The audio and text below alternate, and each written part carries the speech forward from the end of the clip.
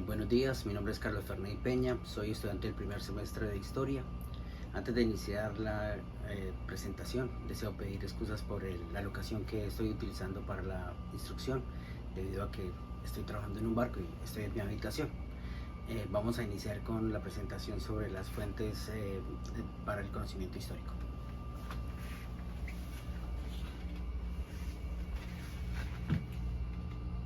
Las fuentes para el conocimiento histórico y su importancia. Este es un tema fundamental para entender cómo los historiadores construyen el conocimiento sobre el pasado. Durante la presente presentación examinaremos tanto las fuentes tradicionales como las nuevas formas de evidencia histórica que han ido ganando legitimidad en nuestra disciplina. Con relación a las fuentes históricas, podemos afirmar que son todos aquellos vestigios, testimonios y materiales que nos permiten reconstruir e interpretar el pasado. Tradicionalmente, la historiografía había el privilegio para el documento escrito, considerándolo más objetivo y científico. Sin embargo, en las últimas décadas este concepto se ha ampliado significativamente, dando paso a una revolución en la forma de escribir el pasado en nuevas tonalidades, podríamos llamarlo. Esta evolución responde a nuevas preguntas y enfoques dentro de nuestra disciplina. Como señala Pons 2011, la historia vive en constante renovación, no solo por la aparición de nuevos objetos de estudio, sino también por las cambiantes demandas sociales y las diferentes preguntas que nos planteamos sobre el pasado.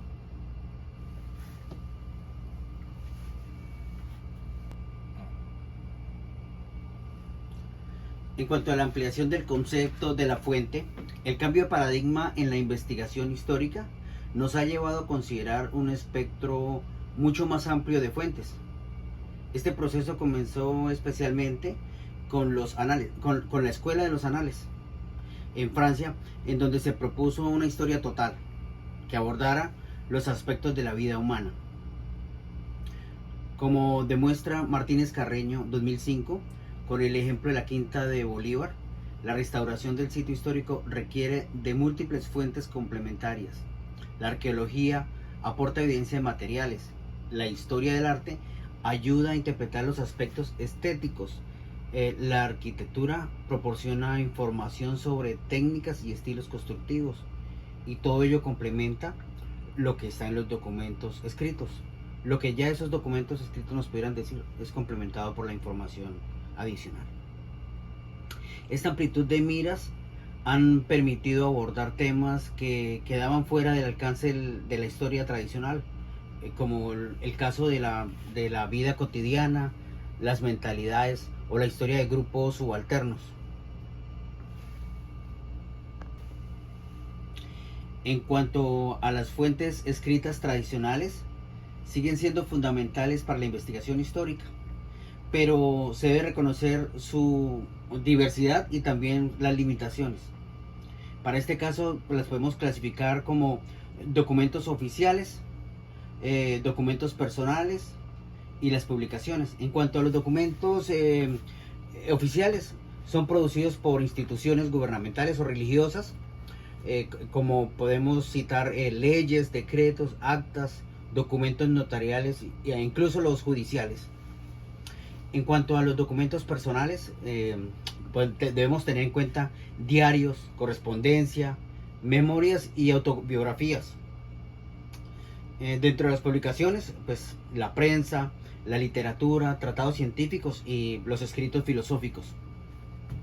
Sin embargo, hay que tener en cuenta, como advierte Martínez Carreño 2005, estas fuentes presentan limitaciones significativas. Muchas veces reflejan solo la visión de las élites, de los grupos dominantes, omiten aspectos importantes de la vida cotidiana, del diario vivir, y están medidas por los intereses y la subjetividad de quienes lo produjeron. Por ello no se puede confiar solo en ellas si se desea obtener una visión más completa de nuestro pasado. Bueno, en cuanto a las fuentes iconográficas, las imágenes constituyen un recurso invaluable para el trabajo como historiador. Frecuentemente las representaciones visuales capturan detalles que los textos omiten o que dan por sentado o de los cuales nunca se percatan. Entre las fuentes iconográficas más importantes que se pueden utilizar están las pinturas, grabados y dibujos. Ellas revelan aspectos de la vida cotidiana, acerca de la vestimenta, espacios interiores y exteriores. En cuanto a la fotografía, desde mediados del siglo XIX proporcionan un testimonio como tal visual y directo. Y en cuanto al material cartográfico, podemos enunciar los mapas, los planos urbanísticos, las representaciones territoriales. Como señala Martínez Carreño 2005, estas fuentes plásticas son auxiliares indispensables para la reconstrucción de espacios cotidianos y costumbres populares. A menudo detalles como los sombreros campesinos o la decoración en sí de las viviendas o los elementos de vestimenta aparecen representados gráficamente, aunque de otra manera no fueran considerados pues dignos para la descripción.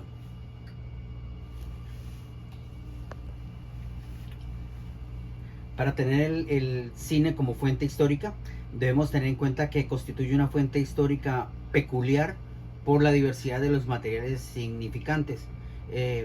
Podemos mencionar la imagen, el sonido, el movimiento. La Guarda 2009 destaca su valor para comprender los imaginarios de una época y los contextos socioculturales. Marc Ferro, quien fue pionero del campo, distinguió 3 tipos de películas como fuentes que se pueden utilizar. Las películas de reconstrucción histórica, que sin pretender hacer historia, contienen información social valiosa. Las películas de ficción histórica, que utilizan el pasado como marco referencial. Y las películas de reconstitución histórica intentan interpretar y crear un periodo específico. Para analizar el cine como fuente histórica se requiere considerar no solo el argumento, sino también elementos como el guión, también el montaje, los decorados, la fotografía y las circunstancias de producción. En cuanto a las fuentes orales, permiten acceder a testimonios directos de los protagonistas de la historia. Como señala Pagnotta 2020, ellos ofrecen una perspectiva única sobre cómo los eventos han sido experimentados, interpretados y elaborados por su protagonista. Ya se proyecta es un análisis más personal de esa fuente. Las fuentes se caracterizan fundamentalmente por ser producidas en el encuentro entre el investigador y el testimonio, por incluir elementos subjetivos y que están mediados por por la memoria. También permiten acceder a experiencias que no están documentadas por escrito. Y finalmente muestran cómo se reinterpretan los eventos a lo largo del tiempo, cómo ellos varían, cómo se modifican, dependiendo de las circunstancias que se estén presentando. Metodológicamente, el trabajo con las fuentes orales implica considerar la relación entre la historia y la memoria, también la subjetividad del testimonio y los factores como género, la clase, la etnicidad influyen en los relatos.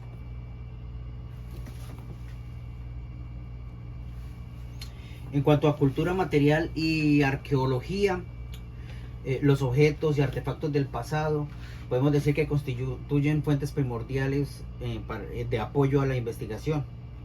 La cultura material incluye desde objetos cotidianos, podemos mencionar la vestimenta o utensilios, muebles, hasta las estructuras arquitectónicas y espacios urbanos. Pero para que estos elementos sean significativos como fuentes, es fundamental que contextualicemos adecuadamente. Trayendo a colación a Martínez Carreño 2005, un objeto aislado de su contexto es una pieza muda. Por ejemplo, una silla baja colonial no es un error del ebanista, sino una pieza diseñada específicamente para ser colocada sobre el estrado, la plataforma destinada a las mujeres en las casas de la época. El análisis de la cultura material complementa perfectamente otras fuentes que se utilizan, permitiendo una comprensión más compleja de aspectos como la vida cotidiana, los hábitos de consumo, las tendencias productivas o las expresiones estéticas. En cuanto a las fuentes digitales, la revolución digital está transformando profundamente la forma en que se accede al pasado. Podemos mencionar Pons 2011 para distinguir entre la digitalización de las fuentes tradicionales, como los documentos, fotografías, grabaciones, trasladados al formato digital, y las fuentes nacidas digitales, como los correos electrónicos, las publicaciones en las diferentes redes sociales, bases de datos y en las páginas web. La digitalización facilita enormemente el acceso a las fuentes, permitiendo consultar materiales que anteriormente estaban solamente restringidas pues a las grandes bibliotecas o a los archivos. Pero así como da esa facilidad, también se presentan los desafíos como la preservación a largo plazo, o los errores en la digitalización, o el exceso de información disponible, podríamos llamarlo. Las fuentes nacidas digitales también representan un reto pues aún mayor, pues su volumen es inmenso. En el documento hay un dato de 1 terabyte por día, y pues obviamente salvar esos documentos es muy complejo.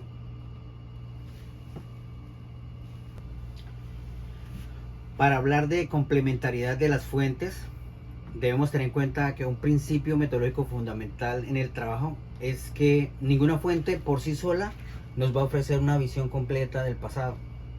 Y para esto podemos citar a Martínez Carreño 2005, que habla que se deben explorar múltiples fuentes y no confiar totalmente en ninguna de ellas. La complementariedad de las fuentes nos permite constatar información y corroborar datos, así como acceder a diferentes perspectivas desde un mismo evento. También obtener una visión más completa y matizada de los procesos históricos. Por ejemplo, para estudiar la alimentación en cierta época, se puede analizar los recetarios. También se pueden chequear los relatos que hayan de viajeros o las representaciones pictóricas de los banquetes, así como los restos arqueológicos, los testimonios orales y los documentos comerciales.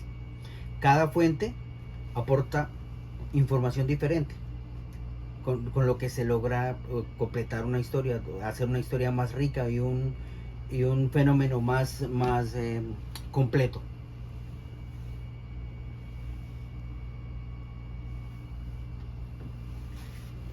En cuanto a los desafíos metodológicos, la diversificación de las fuentes históricas plantean importantes retos. Como primero podemos decir la crítica de las fuentes. Cada tipo de fuente requiere que se aplique metodología específica de análisis crítico. Las fuentes orales, por ejemplo, se deben evaluar considerando los procesos de memoria y de reinterpretación. Como un punto 2 podemos hablar de la interdisciplinaridad, que es el trabajo con fuentes, de fuentes diversas exige diálogo con otras disciplinas. Podríamos hablar de la antropología, o del apoyo con la arqueología, la lingüística o las ciencias computacionales, pues para los temas nuevos. Como tercer punto, la objetividad y subjetividad. Y como lo señala Pagnotta 2020, se necesita comprender qué impulsa a los testigos a producir ciertos testimonios. Las narraciones expresan deseos y temores, a veces inconsistentes, que se deben interpretar. Como punto 4, la digitalización y nuevas tecnologías requieren que se desarrollen nuevas habilidades y herramientas para manejar grandes volúmenes de datos y pues, fuentes multimodales. Estos retos no invalidan las fuentes alternativas, sino que exigen un mayor rigor metodológico y formación interdisciplinaria en el trabajo. Para terminar, vamos a mencionar las conclusiones. La diversificación de las fuentes históricas ha enriquecido enormemente la disciplina y con esto nos está permitiendo democratizar el conocimiento histórico. Voces y experiencias antes silenciadas pueden ahora ser escuchadas a través de fuentes alternativas. Nuevas dimensiones de la experiencia histórica, aspectos como la vida cotidiana, las mentalidades, las emociones o la cultura material adquieren protagonista en las nuevas investigaciones. La historia es más inclusiva. Grupos que antes estaban marginados, por mencionar las mujeres, las clases populares, minorías étnicas, ahora ganan gran visibilidad histórica. La comprensión más compleja del pasado. La combinación de los múltiples tipos de fuentes nos permite construir una visión más matizada de los procesos históricos. Como destaca Pagnota 2020, citando a Traverso, el pasado se transforma en memoria colectiva a través de un proceso de selección e interpretación mediado por sensibilidades culturales y conveniencias políticas del presente. Comprender cómo se produce este proceso es también parte fundamental del trabajo como historiador. Con esto hemos dado por terminado la instrucción sobre las fuentes para el conocimiento histórico. Muchas gracias. Buen día.